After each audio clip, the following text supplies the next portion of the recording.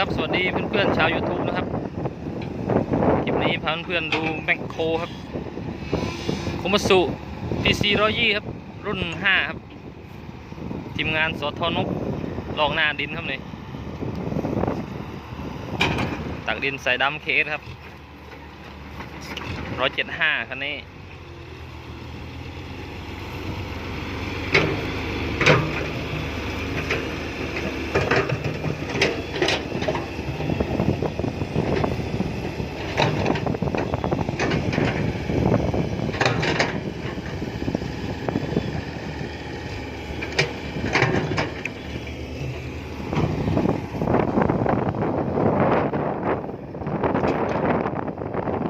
พื้นที่นาครับลอกหน้าดินออกตื้นๆครับ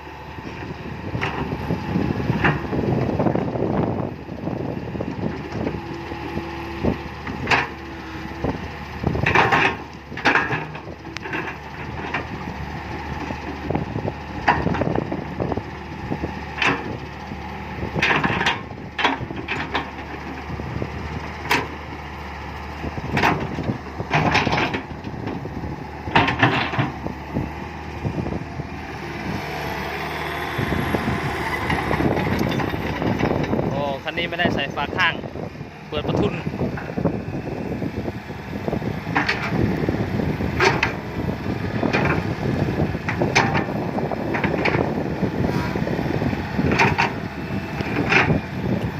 อันนี้เป็นคอนโทรลยาวครับคอนโทรลลูกหมาก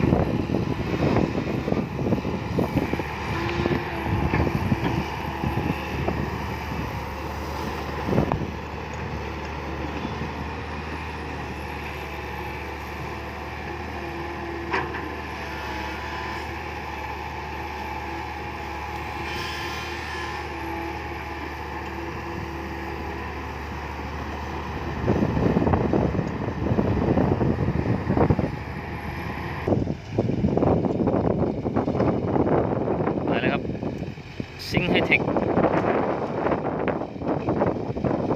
อันนี้อุปสรรคเสียงกงครับประมาณ9 ปีที่แล้วมาดูคันนี้ครับฟุโซไฟเตอร์หัวกว้างครับเป็นหัวของ10 ล้อเลยครับนี่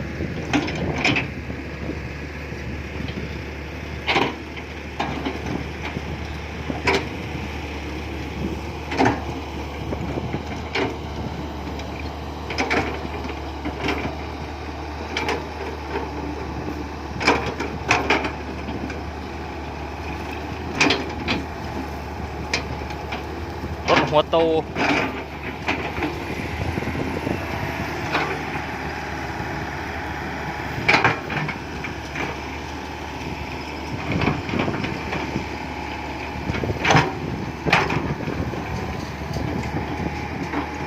อกบางเกินครับต้องใจเย็นหน่อยค่อยๆโกยมากองกันไว้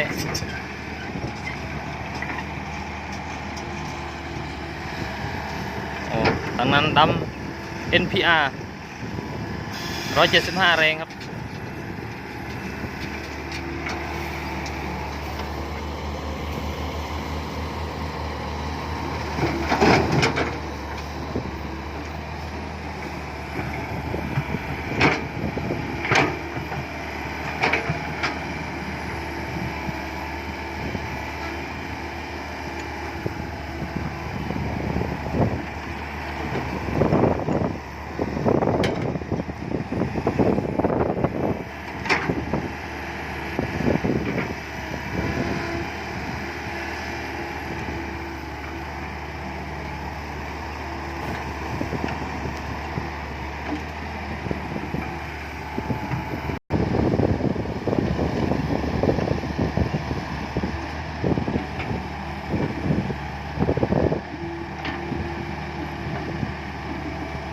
เ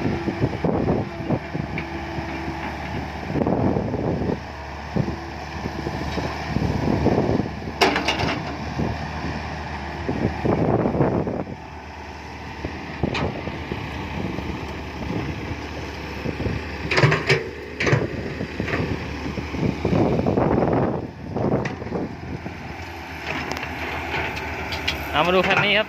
NPR 175 แรงม้า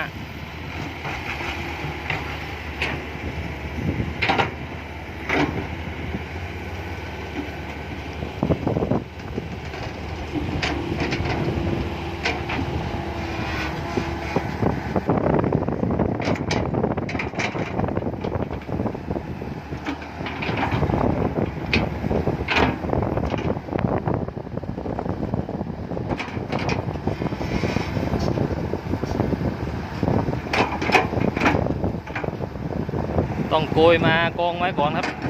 ประมาณตังไม่เต็มมุ้งกี้ครับนี่ตื่นเกิน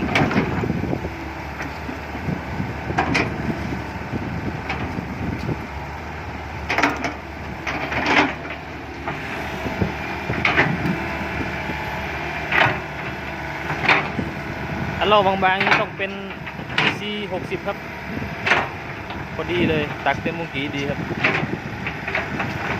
อันนี้มันมุ้งกี้ใหญ่เกินครับด้านหลวกบางเกิน